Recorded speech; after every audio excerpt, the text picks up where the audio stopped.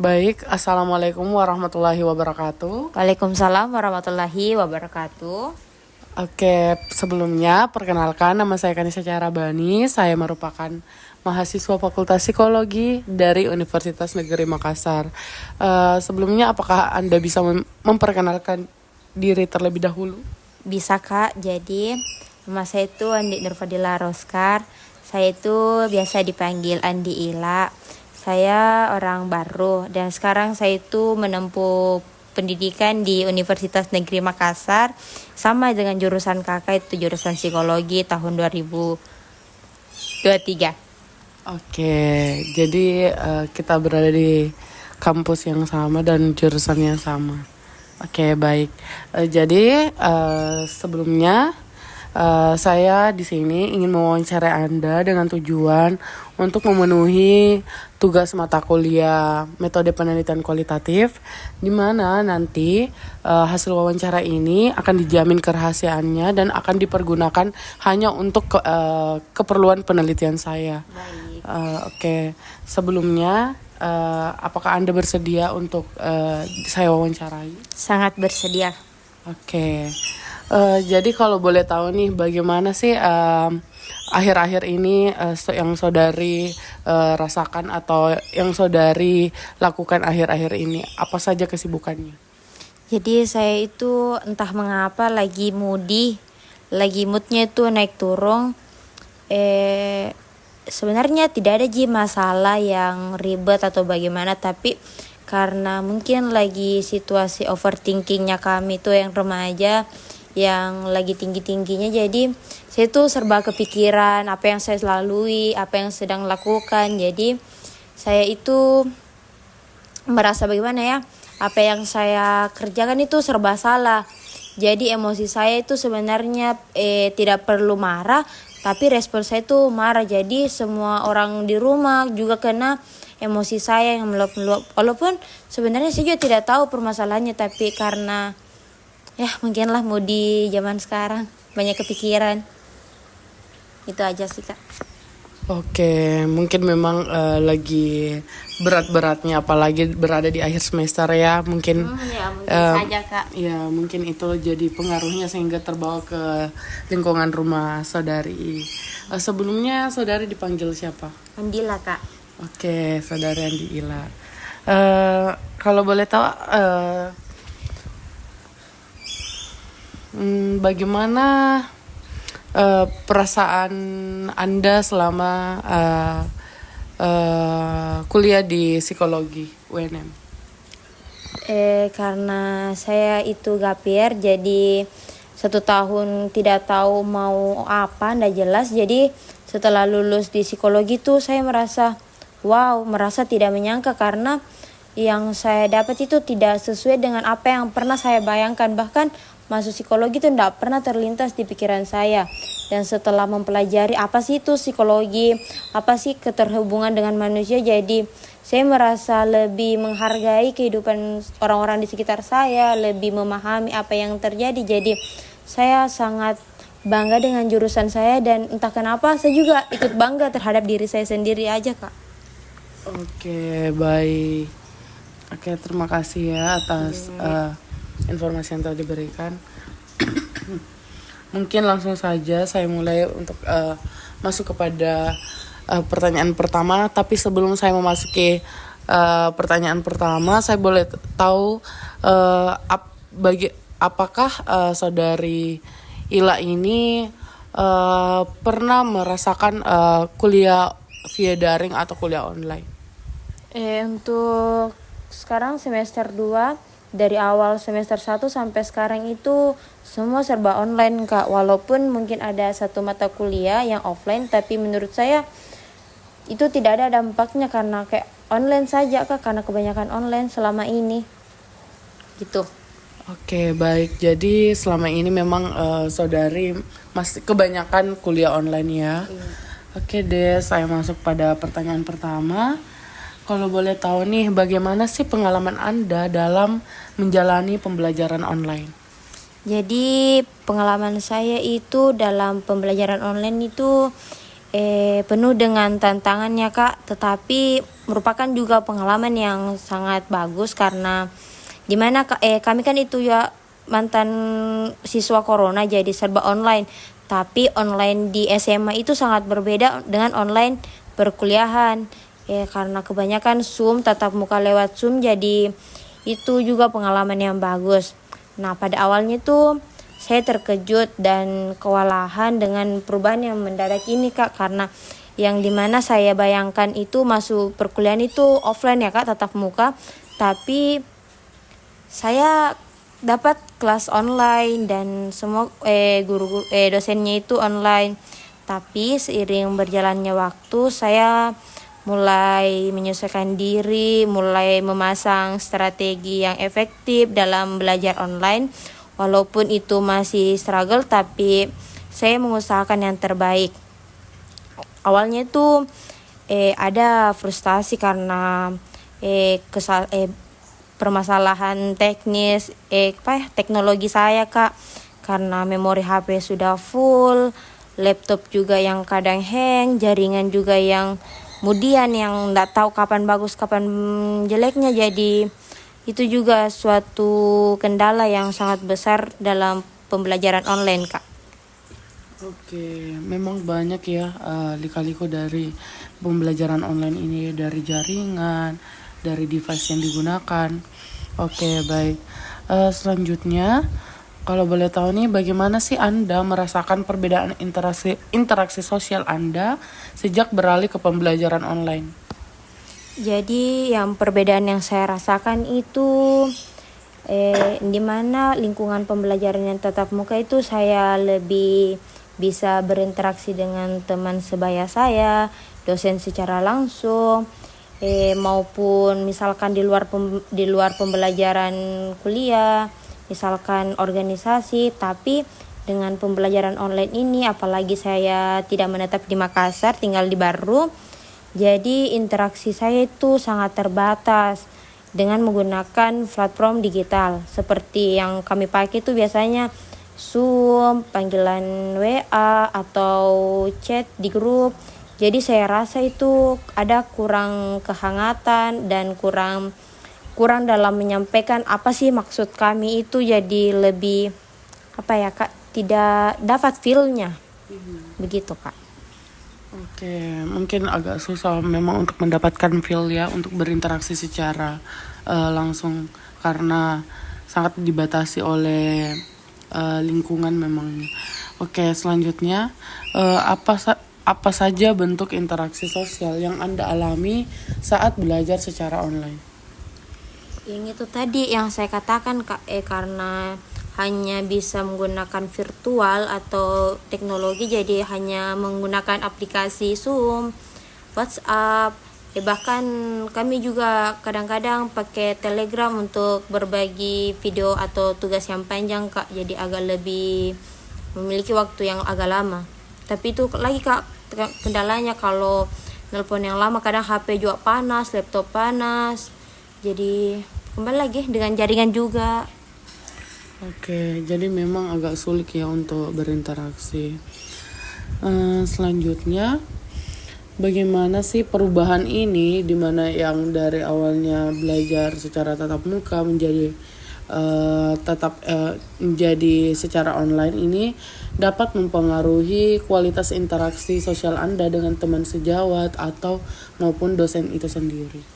Saya rasa perubahan itu sangat berpengaruh Kak, karena kayak tidak bermakna, kayak saya tidak nikmati dengan kehidupan saya karena kurangnya interaksi dengan teman-teman, kurang interaksi dengan dosen yang tadi kakak bilang, karena tadi terbatasi dengan ekspresi yang bisa kami interaksikan langsung, bagaimana kami menyampaikan, dan saya rasa itu sangat sulit untuk terhubung secara emosional dan membangun hubungan yang mendalam karena kendala tadi Kak.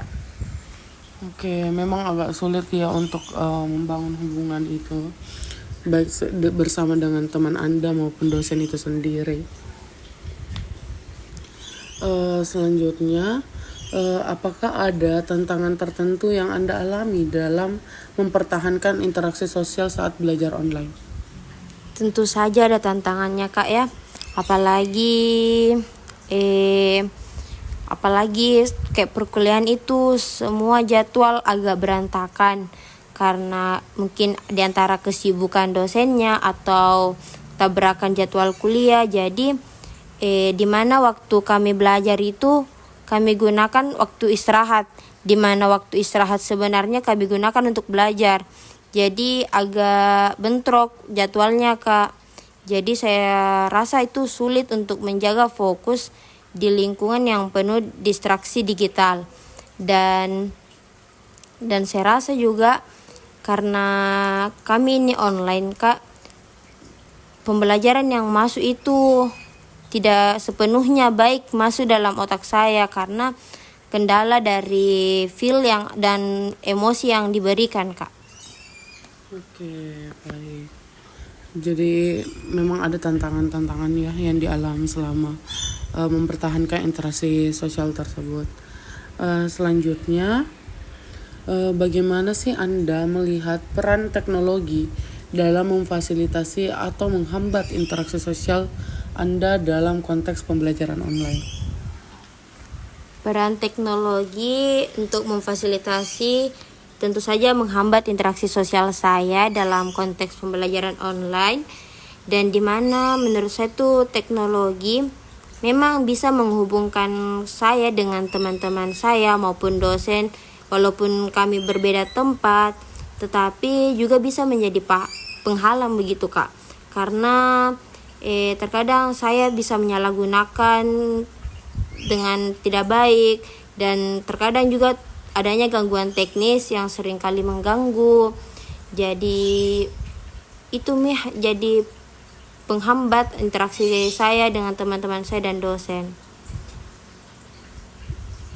Oke, baik. Dari pengalaman tersebut, kalau boleh tahu nih, pengalaman seperti apa yang pernah kamu dapatkan ketika berinteraksi dengan sesama mahasiswa atau dosen selama pembelajaran online? Untuk hampir 1 tahun ini tentu saja saya mengalami beragam pengalaman saat berinteraksi dengan sesama teman saya mahasiswa atau dosen selama online, karena mulai dari diskusi yang produktif dan kolaborasi yang efektif hingga kesulitan teknis dalam elektronik yang saya gunakan, yang bahkan jaringan yang mengganggu.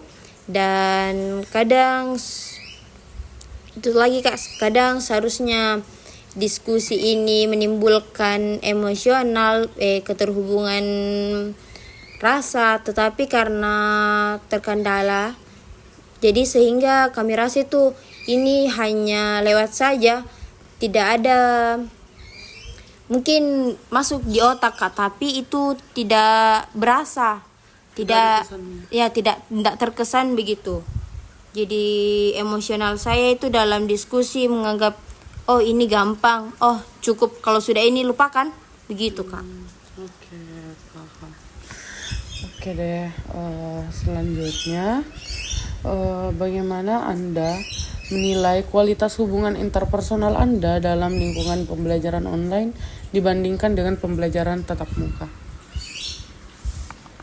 Tentu kualitasnya itu sangat berbeda ya Kak. Apalagi di mana online itu kami cenderung singkat atau terbatas, sedangkan kalau tatap muka itu apa-apa kami bisa langsung tahu apa yang sih sebenarnya yang diungkapkan, apa sih sebenarnya maksud yang diinginkan, dan interaksinya itu langsung. Meskipun teknologi sekarang itu sudah mencukupi semua apa yang kita butuhkan, tapi tentu saja itu adanya kurangnya kontak langsung dan interaksi yang lebih alami, sehingga hubungan kami itu terasa jauh lebih dangkal, dan saya rasa sangat mengganggu kualitas hubungan interpersonal saya Kak dalam pembelajaran. Oke, jadi memang ada perbedaan kualitas hubungan interpersonal Anda ya dalam lingkungan pembelajaran online dibandingkan dengan pembelajaran tatap muka. Memang kalau pembelajaran online ini agak banyak hambatannya karena agak sulit untuk mengekspresikan diri deh. Oke, selanjutnya bagaimana Anda biasanya menjaga keterhubungan dan berinteraksi dengan sesama mahasiswa dalam konteks pembelajaran online? Apakah Anda menggunakan strategi tertentu untuk terus saling berhubungan baik? Untuk menjaga keterhubungan dan interaksi saya itu jujur saja saya tidak memiliki strategi, tapi dengan memberikan partisipasi yang lebih aktif, lebih mengatur pertemuan virtual saya secara teratur dan mencoba untuk lebih terbuka, mencoba untuk memberikan masukan, kolaborasi. Jadi saya rasa itu mungkin strategi penting, Kak. Karena tanpa adanya inisiatif kita, tanpa effort, itu juga bisa membuat kami itu lebih jauh, lebih dekat begitu, Kak. Jadi mungkin itu merupakan strategi yang saya bisa jalankan saat ini. Oke, baik. Berdasarkan dari penjelasan Anda mengenai strategi dalam keterhubungan Anda berinteraksi dengan sesama mahasiswa pada pembelajaran online ini. Saya ingin bertanya nih, kalau boleh tahu, selama pembelajaran online ini kan Anda berusaha untuk berinteraksi atau menjaga keterhubungan Anda dengan teman-teman Anda. Tapi apakah ada masalah atau permasalahan yang pernah Anda rasakan selama pengalaman Anda dalam pembelajaran online ini, yang kalau seperti kita ketahui pasti akan sulit, pasti ada miskomunikasi yang akan terjadi. Mungkin bisa Anda ceritakan? Ya, itu lagi pernah ada kejadian di mana itu, Kak, ini tugas kelompok di mana itu kami itu ada 4 orang. Dan ini tugas kelompok ini tuh agak sulit dan tugasnya itu setiap kelompok. Nah, mau saya itu, Kak, setelah saya bagi pembagian tugas, harusnya itu mereka mengumpulkan lebih cepat, lebih merespon ketika saya di grup. Mau saya tuh setidaknya dia respon, bilang, oh oke, saya kerja. Setidaknya dia tuh memberikan saya kepastian begitu, Kak, sehingga saya tuh tidak menunggu-nunggu, supaya saya juga tidak jengkel karena saya merasa hanya saya sendiri yang kerja. Jadi setelah mereka tidak merespon, tidak membantu saya mengerjakan tugas, jadi saya kerjakan sendiri. Bahkan saya curhat kepada teman-teman, kepada orang tua, katanya bilang masukan yang diberikan itu kepada saya, nggak usah kasih masuk namanya, kau saja karena kau yang kerja. Tapi saya rasa saya kuliah juga itu, Kak, bukan mengajar nilai, bukan mengajar apa, tapi saya rasa saya perlu jalani dengan teman-teman. Jadi saya kasih masuk. Awalnya saya kasih masuk, Kak, tapi ini temanku kayak mulai kurang ajar, mulai seenaknya, kayak beberapa kali dia tidak bantu. Jadi saya coba Kak, 1 kali tidak kasih masuk namanya, dia emosi, Kak. Jadi sampai-sampai dia bawa maksudnya tentu saja di kelas itu ada circle toka, jadi kayak dia merasa tersakiti. Jadi kayak selalu saya salah, dan ketika saya menjelaskan toka kejadian sebenarnya sudah teracuni otaknya itu teman-teman semua, kayak memang saya tidak kasih mereka kesempatan untuk kerja tugas lah, apalah. Jadi biar saya jelaskan sampai berbusa mulu, kok ndak bakalan Kak, karena egoisnya mereka. Jadi itu keterbatasan digital tadi, Kak, karena miskomunikasi lah. Bahkan di saat saya kerja tuh, Kak, dia lagi asik-asiknya nongkrong, saya lihat story-nya, tidak ada itu rasa pedulinya, bantu-bantu, Kak, bahkan najelekkan, Kak. Oke, baik. Memang banyak ya yang bisa terjadi di antara kita dengan teman kita sendiri, dan tidak menutup kemungkinan memang banyak orang yang merasakan hal-hal yang seperti saudari rasakan. dan tidak terkecuali dengan saya juga sendiri. Baik, nah dari cerita saudari ini tadi, kalau boleh tahu nih, saudari Ila, bagaimana sih saudari Ila mengatasi atau menanggapi dengan perilaku teman-teman saudari, di mana itu tentunya sudah berulang kali, namun Anda tetap memaafkan teman Anda. Apakah ada cara atau strategi Anda untuk mengatasi hal-hal tersebut sehingga Anda tidak dirugikan sama teman-teman Anda, atau teman Anda tidak berperilaku sedemikian itu? Mungkin bisa dijelaskan, kalau tidak ada tidak apa-apa. Untuk saat ini tuh Kak, saya selalu mencari sisi positifnya, selalu mengambil kesempatan bahwa saya tuh sebisa mungkin harus memperbaiki masalah ini. Tapi kembali lagi tadi tuh Kak, teman-teman sudah tidak menerima, bahkan sudah menjelekkan. Jadi saya rasa untuk saat ini saya tidak merasa dirugikan secara apapun, mungkin merugikan secara mental saja, tapi saya rasa saya masih bisa menyimbanginya Kak. Jadi mungkin dengan rasa ikhlas dan percaya bahwa Allah itu tentu saja memberikan saya cobaan itu masih bisa saya tahan Kak. Jadi saya lebih percaya bahwa mencoba hal yang terbaik itu merupakan jalan yang efektif. Oke, baik.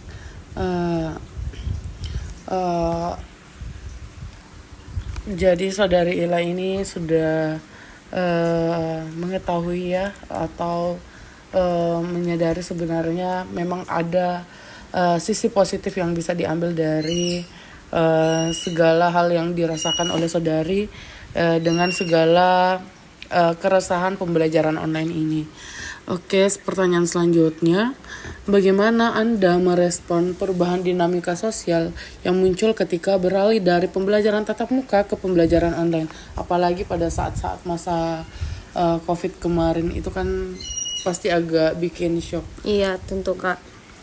Saya merespon ini tuh mencoba untuk lebih beradaptasi, mencoba untuk mengatur waktu saya, mencoba mungkin dimana ketika saya menggunakan elektronik itu mungkin sekedar tahu, tidak mendalami.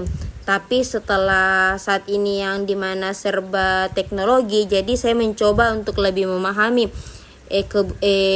manfaatnya, lebih menggunakan manfaat sebetulnya, sehingga ketika berkolaborasi secara virtual itu saya menggunakan lebih efektif, dan mungkin dimana bisa membantu saya dalam berinteraksi dengan sosial saya. Meskipun sulit, saya juga mencoba untuk lebih berpikir bagaimana yang terbaik yang bisa saya ambil, bagaimana saya bisa mengambil kesempatan yang ada untuk belajar, untuk tumbuh lebih baik di lingkungan pembelajaran baru ini Kak.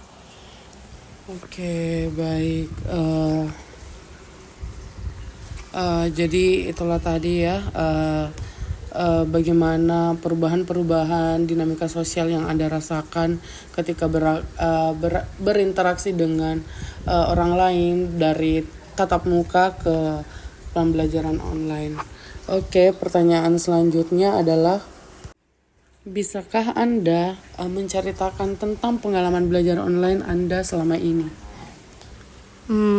Pengalaman online saya selama itu tentu perjalanan yang berliku-liku ya Kak. Iya. Karena ada tantangan yang tidak bisa dibayangkan. Mungkin ada pembelajaran atau yang bisa didapatkan. Dan bahkan saya tuh mengalami berbagai macam situasi di mana dari kelas yang dimana maksudnya terjadwal dengan baik, terstruktur dengan baik, hingga tantangan teknis yang mengganggu dan merupakan Itu juga hal baru bagi saya. Apalagi saya juga agak kaget dengan jadwal yang bisa diubah semau dosen, Kak. Karena ke SD, SMP, SMA itu kayak tidak bisa. Kalau jadwalnya. Kalau gurunya tidak bisa ya kosong. Nggak kayak ini perkuliahan, kalau kosong yang diganti dengan waktu yang lain. Bahkan waktu yang digantikan itu waktu istirahat, Kak. Jadi itu juga kekurangan dalam online ini. Dan saya juga belajar untuk menjadi lebih mandiri, untuk lebih mengelola waktu saya itu lebih efektif di lingkungan virtual ini, Kak. Jadi saya menggunakan diri saya dalam menggunakan teknologi sebaik mungkin. Oke, baik. Oke, kita masuk pada pertanyaan selanjutnya. Apa yang Anda sukai dan tidak sukai dari belajar online ini? Yang pertama yang saya suka itu, Kak, tentu saja karena fleksibilitasnya. Saya dapat bisa mengatur jadwal belajar saya sesuai kebutuhan saya sendiri. Saya merasa lebih hemat karena tidak ada pengeluaran ketika ke kampus. Apalagi saya ini belum memiliki motor, jadi kalau ke kampus itu naik Grab, Kak, atau angkutan umum.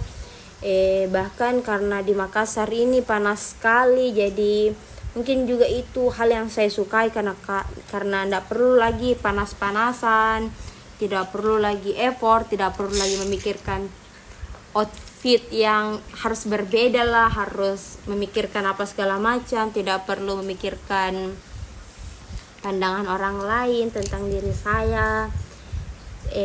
Tapi yang tidak saya suka itu, Kak, karena itu tadi kurangnya interaksi langsung saya dengan teman-teman kuliah saya, dengan dosen, sehingga saya tuh merasa tersisihkan, bukan tersisihkan sih, Kak, bagaimana ya, kayak terkurung, terisolasi. Iya, karena kurangnya interaksi, dan sehingga saya tidak dapat feel-nya,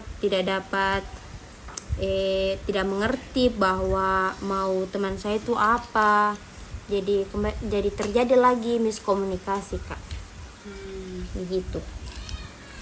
Oke, jadi kalau dari sisi yang Anda suka itu karena fleksibel, dan yang tidak disukai karena kurangnya interaksi dengan orang lain. Jadi sehingga banyak kejadian-kejadian yang bisa terjadi seperti miskomunikasi dan segala macam. Betul. Oke. Selanjutnya, bagaimana sih menurut Anda belajar online? Menurut Anda belajar online ini, belajar online ini dalam pemahaman Anda dalam pembelajaran?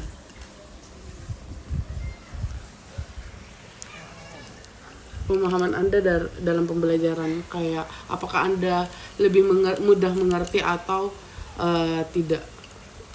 Jujur saja, Kak, karena teknologi jadi banyak banyak yang bisa mengalihkan pembelajaran saya, mengalihkan fokus saya. Jadi ketika pembelajaran dimulai, ada notif yang muncul, kadang saya bisa terdistract dengan notif itu. Bahkan ketika pembelajaran dimulai, misalkan ada tamu, jadi kayak saya tidak bisa fokus juga, Kak. Jadi pembelajaran yang masuk di saya itu, Kak, dibilang setengah-setengah juga tidak, dibilang tidak ada yang masuk juga ada yang masuk, Kak. Jadi kayak intinya pembelajarannya itu tidak diterima dengan baik, Kak. Tapi karena saya rasa jika saya tidak mengulang pembelajaran, saya rasa itu sangat merugikan untuk diri saya. Jadi ketika kalau misalkan presentasi, ada juga teman-teman juga membagikan materinya di grup. Jadi saya kadang sih, Kak, membaca materinya itu ulang dengan memahami, mencatat kembali ke buku-buku kumpulan catatan saya. Tetapi ketika saya mencatat itu juga, Kak, kadang saya lupa bilang saya sudah mencatat itu. Jadi mungkin karena tidak diulang-ulang, Kak. Jadi pembelajarannya itu kurang memaksimal bagi saya. Oke, jadi memang perlu diulang ya untuk memaksimalkan pembelajaran Anda. Oke, pertanyaan selanjutnya, apakah Anda merasa belajar online ini membantu Anda mencapai tujuan pembelajaran Anda? Untuk saat ini sih mungkin membantu saya Kak, karena pertama itu orang tua itu lagi sakit, jadi alhamdulillahnya saya bisa online, jadi lebih bisa memiliki waktu untuk lebih merawatnya, lebih menjaganya. Dan untuk pembelajarannya itu tentu saja proses pembelajarannya tetap berjalan, dan kembali lagi ke sayanya untuk lebih bisa memanfaatkan sumber daya yang tersedia dengan efektif, meskipun ada tantangan yang tadi sudah saya katakan, adanya kurang interaksi sosial, adanya hambatan dengan ke-distract hal-hal yang lain lah. Tetapi jika saya mentangani itu dengan baik, saya rasa saya bisa secara keseluruhan membantu diri saya sendiri dalam memahami pembelajaran yang diberikan Kak. Oke, jadi memang pembelajaran online ini juga sebenarnya dapat membantu Anda untuk mencapai tujuan pembelajaran Anda walaupun banyak kendala-kendala yang lainnya. Iya Kak. Oke, menurut Anda apa saja tantangan terbesar dalam belajar online? Tantangan terbesar yang saya alami itu up and down-nya motivasi saya dalam belajar Kak. Karena misalkan awal-awal setelah setelah UAS, misalkan awal semester 1 lah atau semester 2, semangat belajar saya tuh membara. Tapi mulai pertengahan, mulai akhir saya merasa sudahlah, jalani saja, kayak mulai menyerahkan diri Kak. Jadi itu tadi motivasi saya itu kayak up and down Ika. Dan tantangan yang kedua itu mungkin tadi yang kurangnya fokus karena ke distract hal-hal yang lebih lain lah. Serta tantangannya itu saya kurang bisa mengatasi perasaan kesepian saya Kak, atau isolasi, karena saya itu berdua bersaudara, di mana kakak saya itu umur kami tuh jauh berbeda 15 tahun Kak. Jadi pola pemikiran kami tuh sangat berbeda. Kakak saya tuh sudah maksudnya dewasa lah, kayak memberikan saya motivasi, tapi di saat saya cerita tuh sebenarnya kadang-kadang bukan motivasi yang saya butuhkan Kak, cuman butuh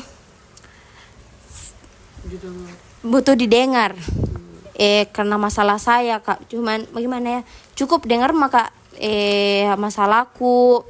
Tetapi itu lagi Kak, karena kesepian, jadi emosi juga tidak baik. Ditambah lagi kalau virtual kan masalah teknis yang kadang muncul tiba-tiba tanpa kemauan kita. Serta itu juga kalau interaksi tidak langsung kan memberikan saya juga dalam memahami materi itu lebih sulit Kak. Baik secara melalui dosen maupun diskusi secara sesama teman. Begitu Kak. Oke, baik. Jadi memang ada tantangan tersendirinya ya dalam belajar online ini. Oke, selanjutnya bagaimana sih perasaan Anda tentang keterhubungan dengan orang lain saat belajar online? Apakah Anda merasa lebih atau kurang terhubung? Ini tidak hanya dengan teman Anda maupun dosen, tapi dengan orang-orang yang di sekitar Anda atau orang-orang di lingkungan Anda. Perasaan saya tuh Kak dalam belajar online atau komunikasi online itu bervariasi Kak. Karena tiap orang itu yang saya inginkan itu interaksinya berbeda sesuai kemauan saya lah. Maksudnya tidak sesuai Kak. Jadi respon dan reaksinya Kak. Jadi terkadang berbeda karena itu tadi, karena melalui diskusi forum lah atau panggilan elektronik melalui WhatsApp atau apapun itu. Tetapi terkadang juga saya rasa ini juga jika digunakan sebaik mungkin, lebih saling memahami dan saling membantu, bisa digunakan secara baik agar mendapatkan kehangatan dalam interaksi Kak. Jadi perasaan ini apakah Anda merasa lebih atau malah kurang? Saya rasa kurang Kak, karena saya tuh orangnya yang tidak bisa tinggal diam, tidak bisa merasa tertutup, Terisolasi. iya. Jadi saya rasa kayak diri saya tuh bukan ini Kak. Jadi selalu membutuhkan hal-hal yang lebih ramai. Oke, baik. Oke, selanjutnya bagaimana Anda tetap terhubung dengan teman sekelas dan dosen selama belajar online? Saya rasa untuk hal ini tentu saja saya tuh harus aktif dalam berpartisipasi dalam diskusi, misalkan presentasi teman-teman, saya harus menanyakan, harus misalkan ada teman yang bertanya, saya membantu menjawab sesuai pemahaman saya, memberikan pengetahuan saya secara maksimal, serta saya juga mencoba untuk lebih terbuka terhadap memberikan ide, memberikan kolaborasi dalam proyek kelompok, memberikan bantuan, atau bahkan lebih mendorong sebuah interaksi dalam diskusi itu agar menjadi lebih, semua teman-teman saya itu lebih terbuka, lebih ingin rasanya untuk saling untuk membagi satu sama lain Kak, begitu. Oke, baik. Selanjutnya, bagaimana perasaan Anda tentang belajar online yang membuat Anda merasa lebih terisolasi atau kesepian seperti yang Anda katakan tadi? Jika saya mengalami hal ini tuh, jika saya merasa kesepian itu Kak, ketika mungkin teman-teman lagi sibuk dengan kehidupannya sendiri dan saya butuh mereka, jadi ada terkendala. Jadi kurangnya interaksi saya secara langsung itu membuat saya kurang termotivasi, kurang terdorong. Bahkan di mana di lingkungan rumah saya itu Kak tidak ada seumuran saya. Jadi gimana ya Kak? Jadi kayak lebih itu emosional saya lebih terkurung. Jadi kembali lagi orang-orang yang di rumah kena emosi naik turun saya itu Kak. Bahkan ketika ditanya baik-baik saja tuh saya lagi sebenarnya tidak perlu dipusingkan, cukup mencari hal-hal yang sebenarnya saya suka drakor Kak, tapi kalau sudah mulai bosan saya juga butuh interaksi sama orang. Jadi ketika interaksi dengan orang tua tapi orang tua juga sibuk karena kerja lah, sibuk juga urus sana sini, jadi kadang juga butuh sekali Kak interaksi Kak. Jadi itu terpendam di dalam emosiku, jadi meluap Mika ke sembarang orang. Jadi menurut orang itu saya tuh emosian, padahal saya sudah tahan itu Kak, tapi mungkin ya saya perlu belajar lagi untuk mengatur emosi saya. Oke, baik. Memang agak sulit ya untuk mempertahankan sisi emosional kita, apalagi agak sedikit orang di lingkungan Anda untuk diajak berinteraksi secara langsung. Karena hanya tinggal sama kedua orang tua ya di baru tadi seperti yang Anda ceritakan. Jadi memang agak sepi jadinya. Oke, selanjutnya menurut Anda apa yang dapat dilakukan untuk meningkatkan interaksi sosial Anda dalam pembelajaran online ini? Untuk meningkatkan hal ini saya perlu untuk menggunakan alat elektronik atau komunikasi itu lebih baik, mencoba misalkan penggunaan Word harus lebih tahu tips and triknya agar lebih cepat, penggunaan apapun itu untuk lebih memahami elektronik agar lebih manfaat, lebih efisien, sehingga waktu saya itu kurang, maksudnya tidak banyak terbuang-buang Kak. Jadi saya juga perlu meningkatkan komunikasi dan kolaborasi saya sesama teman, baik secara online Kak, walaupun juga online, karena itu juga satu-satunya jalan yang terbaik yang bisa kami gunakan. Jadi harus juga aktif dalam berpartisipasi, bahkan jika teman-teman tidak ada yang maksudnya mengajukan lebih awal, saya bisa untuk mengatur pertemuan virtual yang lebih awal.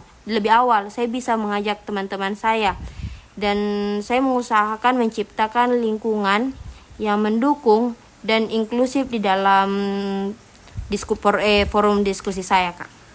Oke, jadi Anda berusaha menjadi orang yang pertama untuk mengajak teman-teman Anda yang untuk berdiskusi ya. Iya.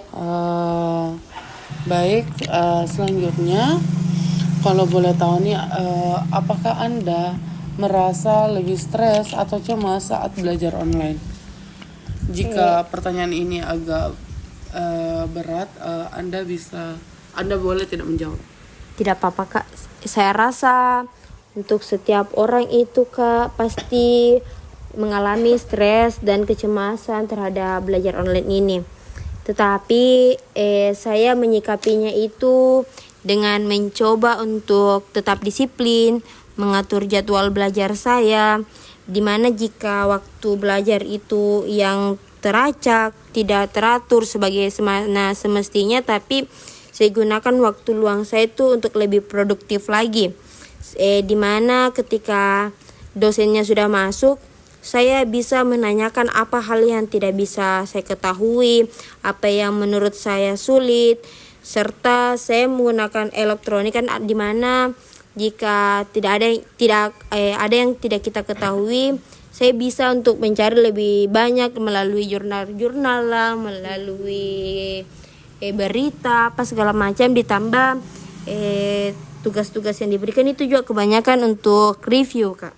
Jadi saya lebih kasus ya. analisis kasus. Jadi saya lebih terbuka terhadap informasi yang sudah memang disediakan, ditambah jika saya bertemu dengan orang, saya rasa saya bisa menganalisis mereka, Kak. Jadi itu membuat dimana stres, tapi saya juga menikmati hal itu, Kak. Begitu. Oke, baik.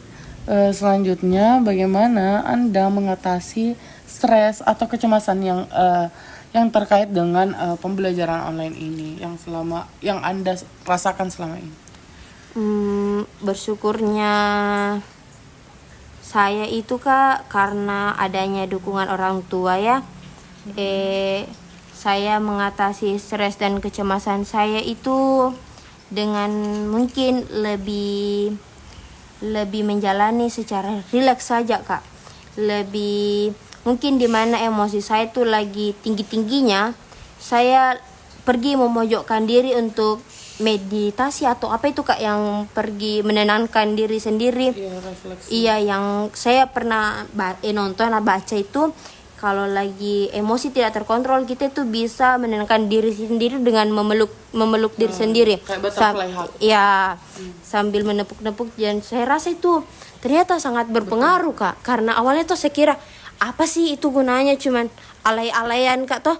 Tapi saya coba ketika memang saya lagi downnya, ternyata berpengaruh, Kak. Karena walaupun ditenangkan secara sendiri, tapi seakan semua orang itu menenangkan, Kak. Seakan dunia itu lebih andil membantu saya, Kak, dalam memahami emosi saya. Begitu, Kak. Iya, betul sekali sih. Karena saya sendiri pun biasa melakukan hal yang sama. Karena memang pengaruh butterfly hug itu sangat berpengaruh ya. Oke, selanjutnya kalau boleh tahu nih, apa saja sih sumber dukungan emosional yang tersedia bagi Anda saat belajar online?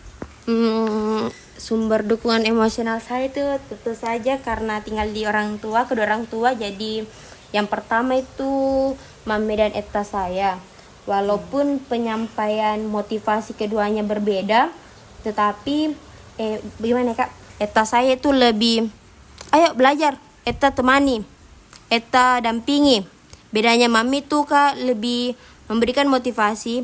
Nah, kamu sudah menjadi maksudnya sebagai anak yang terakhir yang bisa mami banggakan, yang bisa mami bahagia. Jadi mami harap walaupun memang mamiku tuh, Kak, tidak memaksa atau bagaimana, tapi seakan memberikan dorongan secara otomatis. Jadi saya rasa itu dukungan emosional yang saya bisa tanamkan, walaupun ada rasa terbebani juga.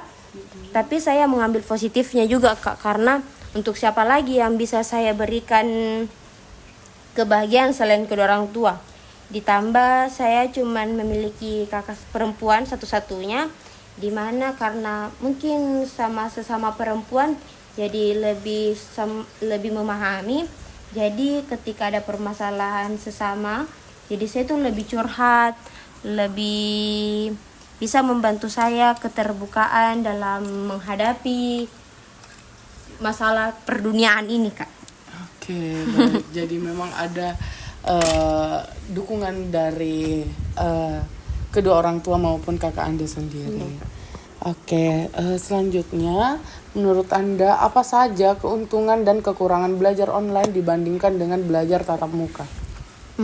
Keuntungannya itu tentu karena yang tadi Kak yang saya bilang, fleksibilitas waktu dan tempat, aksesibilitas yang lebih besar, karena tadi yang membutuhkan effort ke kampus menggunakan kendaraan lah, serta saya juga perlu mengembangkan keterampilan mandiri saya dalam menggunakan teknologi, dalam memahami pembelajaran sendiri secara individu begitu Kak.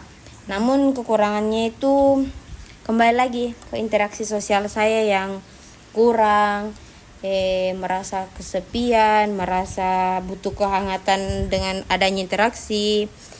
Dan saya rasa juga karena mungkin online Kak, pengawasannya dosen itu kepada kami mahasiswa itu kurang bagaimana ya Kak, tidak langsung, kurang bisa memahami kami.